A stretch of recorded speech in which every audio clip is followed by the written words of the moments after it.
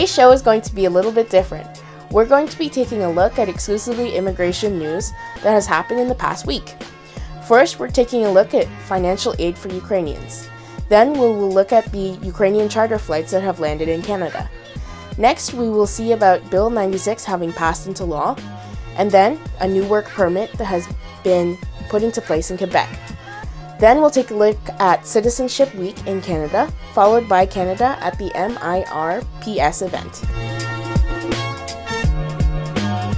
As Canada continues to stand with the people of Ukraine, the Honourable Sean Fraser, the Minister of Immigration, Refugees and Citizenship, announced that Ukrainians who have just arrived may be eligible to receive transitional financial support. The benefit will consist of a direct and one-time deposit of $3,000 per adult and $1,500 per child, which includes people who are 17 and under. Payments are expected to be issued within 5 business days after the application has been received. The first federal charter flight to Canada from the Ukraine arrived in Winnipeg, Manitoba on May 23rd. 328 Ukrainians were greeted by the Honourable Chrystia Freeland and Manitoba Premier Heather Stevenson, as well as airport volunteers. The second federal charter flight arrived in Montreal, Quebec on May 29th. 306 Ukrainians and their families were greeted by Honourable Melanie Joly, who is the Minister of Foreign Affairs. This is the second of 3 charter flights that have been set to bring in Ukrainians into Canada as temporary refugees. These charter flights build on other travel initiatives, which include the Ukraine to Canada Travel Fund, in which Canadians and Canadian companies are able to donate their aeroplane miles and points in order to bring 10,000 Ukrainians into the country.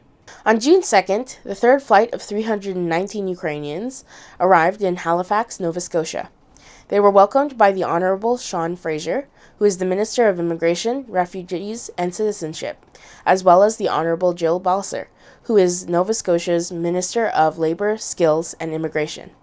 Those who have arrived who do not have suitable arrangements have been provided with temporary accommodations for up to 14 days. On June 1st, 2022, Bill 96 was passed into law in Quebec. The bill is meant to promote and enforce the delivery of government services exclusively in the French language, with some exceptions. It's also meant to protect and grow the French language in Quebec, which is the most bilingual province in Canada. A new department of the French language has been created, with a new minister of the department being named, Simone Jolin Barrette. Other stipulations of the bill include a cap on enrollment in English language junior colleges, as well as a requirement for immigrants coming to Quebec to receive services exclusively in French by the time they've been there for 6 months. There are some exceptions, including what is known as historic Anglophones, and these are people who have received education exclusively in English. The bill is being supported by some groups and protested by others, especially Indigenous groups. Many government workers in Quebec are unsure and concerned about how the bill will be enforced.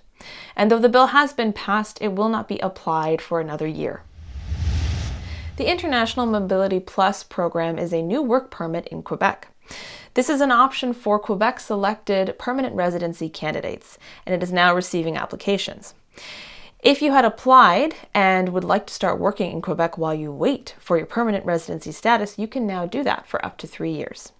Applicants must meet the following requirements. They must live outside of Quebec when applying.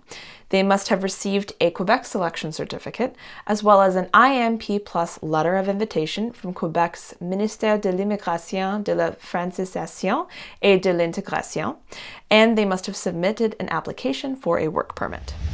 May 27th marked the end of Citizenship Week. This week is an opportunity for Canadians across the country and around the world to show pride in their history, culture, and achievements. The Honourable Sean Fraser, who is the Minister of Immigration, Refugees and Citizenship, attended a virtual citizenship ceremony in order to wrap up the week. During the ceremony, the minister spoke of the significance of citizenship as well as the rights and freedoms that it affords. The minister also acknowledged that there are many individuals who are currently waiting to become citizens and promised that the IRCC is working very hard to help make this happen. The IRCC has been increasing its services for people who want to become citizens. On November 26, 2020, they launched a new platform that had made Canada one of the first countries that offers online citizenship testing.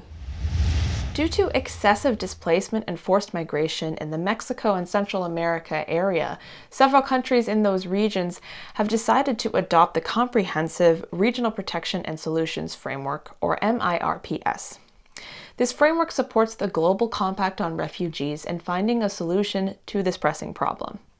On May 24, 2022, an event was held to promote admissions pathways for displaced peoples needing protection.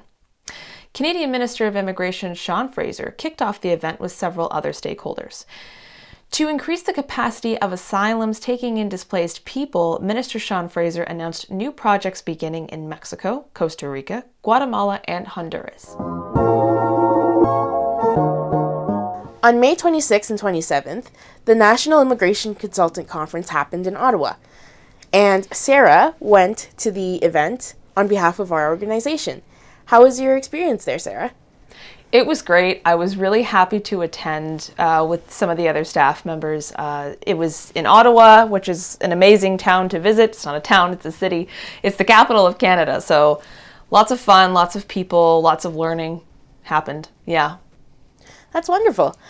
So would you like to talk about some highlights of the event? For sure. So the event is for immigration consultants, but it's just great to know that this event takes place. Basically, it is to get the consultants as many hours of education as possible. So every immigration consultant that's licensed in Canada must do 16 hours of CPD, that's what they call it. It's basically just 16 hours of learning per year to keep their license. So this event is really to cram a bunch of sessions in so that they can learn and get up to 18 hours, for example, for this specific event of learning done. So there's lots of sessions that go on. There's also a lot of networking so that if consultants are having trouble with a case or something like that, they can bounce ideas off of each other and just really become better consultants. Well, it sounds like a really useful event for those professionals in the field. Yeah. Was there any keynote speakers, or did you have any? Yeah, there were several. So of Yeah. course, the attendees are consultants, but then we've also got lawyers in attendance, and there are some government officials. Our big name was Minister of Immigration Sean Fraser, so that was huge. It was great to have him speak there. We also had the former Minister of Immigration as Minister Mendicino. He's in a different role now. So it was really wonderful to have these important officials showing up to the event. Right, yeah, that sounds exciting. And then finally, I guess my last question is, why is this conference relevant to immigrants? Right. It is focused on consultants, of course, but I think it's important to know as an immigrant coming to Canada that if you hire a registered and licensed immigration consultant from Canada, the standards are really high. They have to do all of this learning. They have to keep up with the industry. And they don't just have to, they enjoy it. I've met a lot of them, and these people are usually in the industry because they really care. They've been there.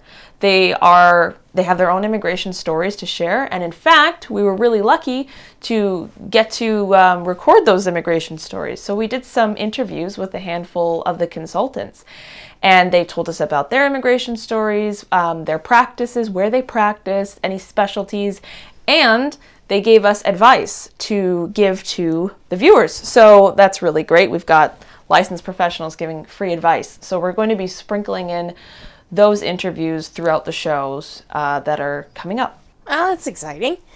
So then, when would the next conference be taking place?